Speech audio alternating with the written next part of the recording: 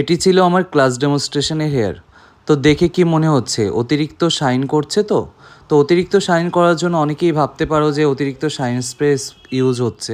মোটেও নয়। বেশি স্প্রে ইউজ করলেই যে শাইন হবে বা ভালো হেয়ার হবে সেটা কিন্তু একদমই ভুল ধারণা।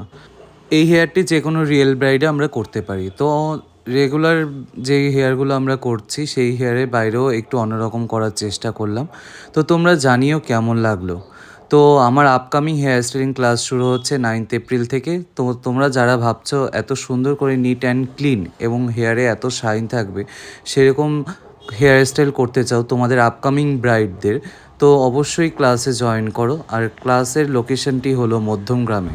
মনে ইচ্ছে জাগছে তো যে কি করে এই হেয়ারটি করা হলো। তো কি করে এই হেয়ারটি করা হলো সেটা জানতে হলে অবশ্যই ক্লাসে জয়েন করতে হবে।